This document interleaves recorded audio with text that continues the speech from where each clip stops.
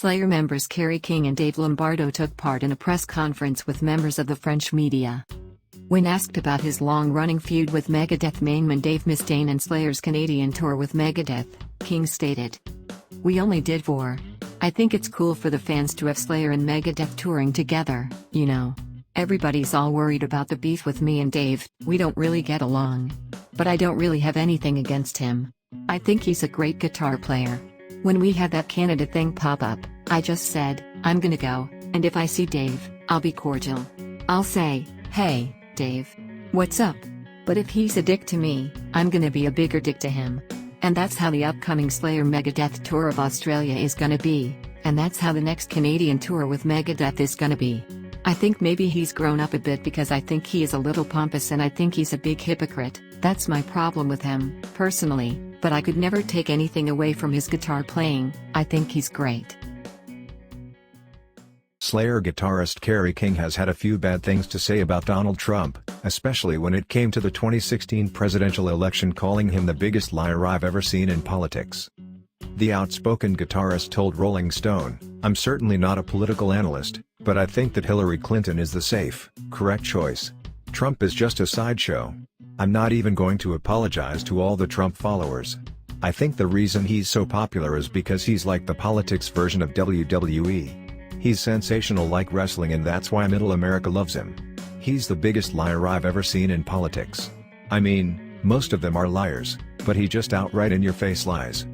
When Rolling Stone mentioned that King might offend some of his more conservative fans, he explained, "People just have to make up their minds and not be into things because their friends are into it or because their girlfriend or their spouse or whoever is into it. People have to be individuals."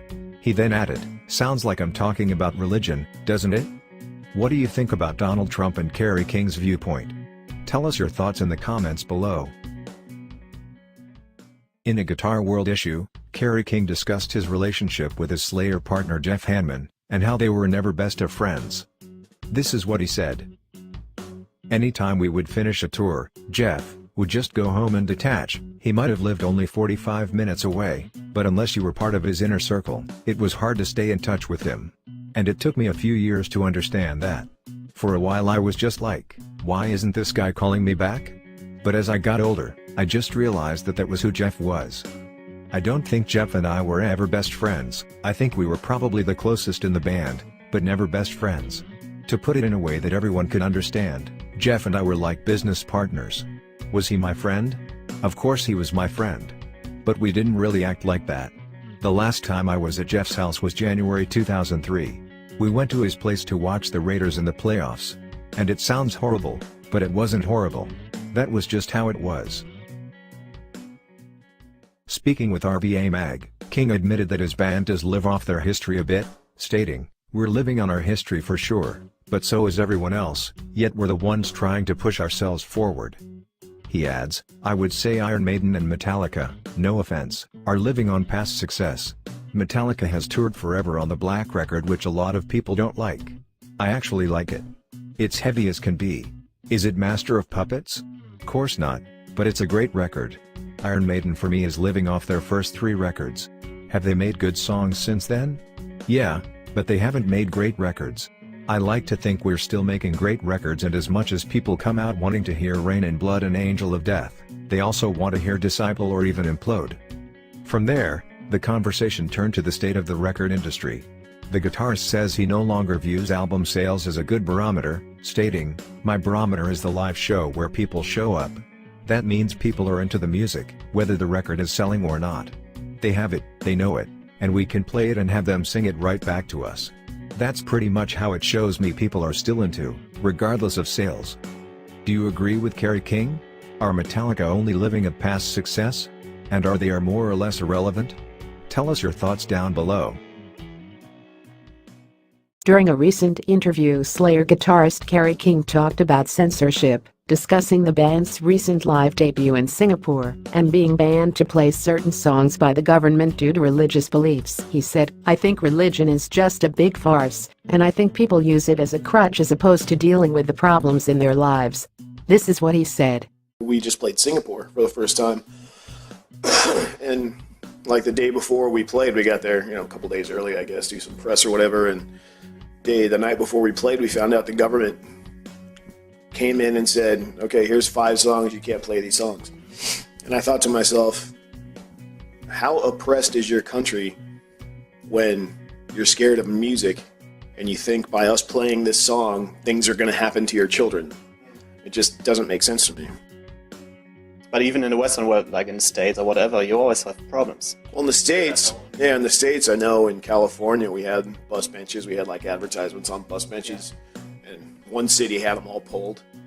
It blows me away, because common sense to me is like, if that offends you, don't look at it. You know, maybe somebody else won't be offended. And it's just ironic in this day and age, things like that can still happen. Is it still important for a band like Slayer nowadays to offend people? I don't even think we're trying to. I just think, we're making up music that we like and writing about subjects that we like, and it just upsets people. I mean, I knew when we did Jihad that we're gonna have to answer for it, and that's okay.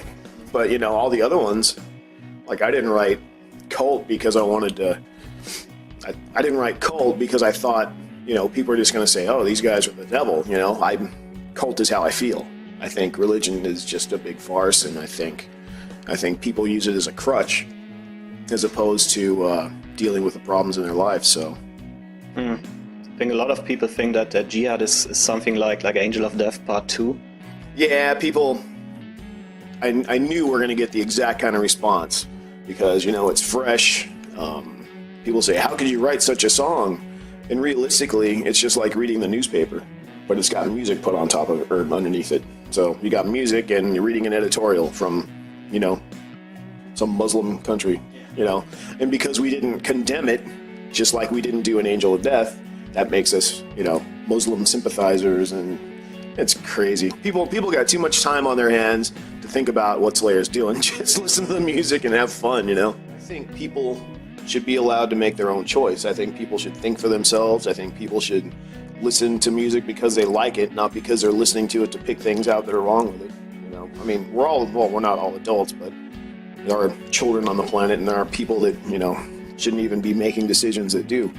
But, I'm all about answering for what I do. Like I said about the bus bench, if you don't like music, don't listen to it. If you don't like the TV show, watch another TV show. If you don't like horror movies, go see, Click, go see comedy. There's choices. You don't have to listen to this. It's not like when we put out a record and it's mandatory listening for everyone on the planet. It's not like that. You have a choice. Discussing the importance of rhythm guitar, Slayer guitarist Kerry King shared his thoughts on shredders, saying that their music tends to easily bore him as repetitive.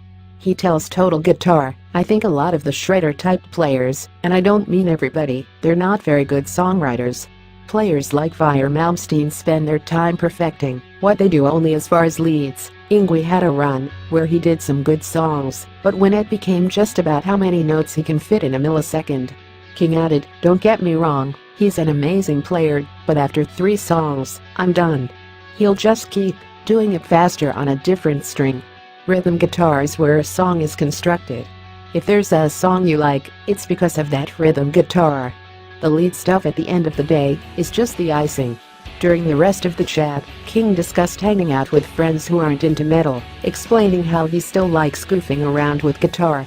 When people come over and want to listen to music most people like, say Michael Jackson or something, I'll go pick up the guitar and learn the one Eddie Van Halen played on. I'll do stupid shit like that, he said. There's this song called Push It, which got used in commercials, and I think it's funny to put that on when friends are over, pick up a guitar and play along. Everyone in the house just dies laughing. For clarity, you can turn that into a metal song. Discussing his involvement with Megadeth during the band's early stages, Slayer guitarist Kerry King praised frontman Dave Mustaine's guitar skills, but still said that he can't figure out how anyone put up with Dave's character enough to stay in the band. He told Loudwire, I was one of the lucky people, and there's certainly no offense against Kirk Hammett. Kirk's a wonderful friend of mine, but I was lucky enough to see Metallica with Mustaine. And I say that because it's just a rare thing to be able to say that. I saw them play with Woodstock, and I was so intrigued by Mustaine, because he was just ripping on guitar and looking out that way somewhere. And I can't do that to this day. So I was just blown away at his guitar playing. And to find out, I think it was through BC Rich, cause we all played BC Rich back then, I found out that Dave was inquiring if I would play.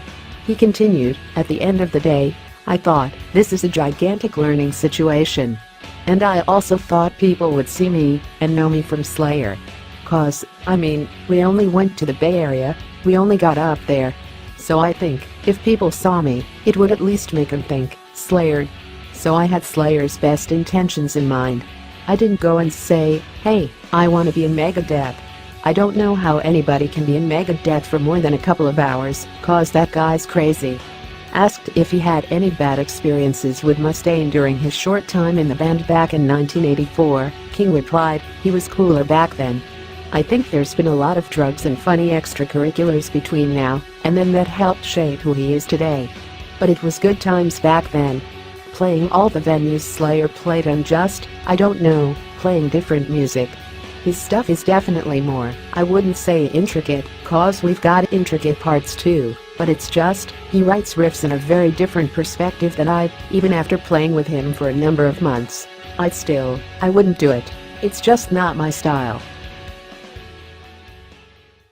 In a recent interview, Slayer guitarist Kerry King was asked for his opinion of the Swedish occult rockers Ghost, who share management with Slayer and have toured with King's band in the past. He said, dude, I love the imagery.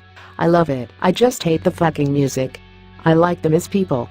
You know, they've been on many tours with us. I can't get into their music. And I tried. I wanna like them, and I can't. I got their CD from Brian Slagel from Metal Blade. It was when Gary Holt first started playing with us, and I picked up Gary. And I'm like, Brian said, this is awesome, man. So we put it in, going to practice. It wasn't awesome. It wasn't awesome for me. It wasn't awesome for Gary either. I'm like, well, maybe the first song sucks. And we went to the next one. It's just not for me. I know Ghost is hugely popular, and I'm very happy for their popularity. And, like I said, they're the nicest guys you'll ever meet. It's just not my music. And I've tried so hard. Since then, an A-list school from Ghost responded to what Kerry King said, dismissing any bad blood over Kerry King comments. He said, I don't even think that what he said was negative. He just said that he didn't like the band, that he didn't like the music. And you know, we're not for everybody. We've never tried to please everybody, so I didn't even see the negative element in what he said. It doesn't change my opinion on Slayer. I've been a Slayer fan ever since I was a kid, and I still love several of their records with all my heart. For me, it wasn't changing anything.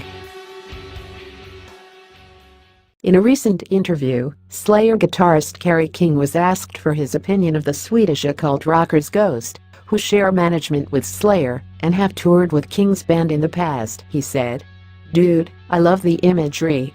I love it. I just hate the fucking music. I like them as people. You know, they've been on many tours with us. I can't get into their music. And I tried. I wanna like them, and I can't. I got their CD from Brian Slagel from Metal Blade. It was when Gary Holt first started playing with us, and I picked up Gary. And I'm like, Brian said, this is awesome, man. So we put it in, going to practice. It wasn't awesome. It wasn't awesome for me. It wasn't awesome for Gary either. I'm like, well, maybe the first song sucks. And we went to the next one. It's just not for me. I know Ghost is hugely popular, and I'm very happy for their popularity. And, like I said, they're the nicest guys you'll ever meet. It's just not my music. And I've tried so hard. Since then, an A-list school from Ghost responded to what Kerry King said, dismissing any bad blood over Kerry King comments. He said, I don't even think that what he said was negative. He just said that he didn't like the band, that he didn't like the music. And you know, we're not for everybody. We've never tried to please everybody, so I didn't even see the negative element in what he said. It doesn't change my opinion on Slayer. I've been a Slayer fan ever since I was a kid, and I still love several of their records with all my heart. For me, it wasn't changing anything.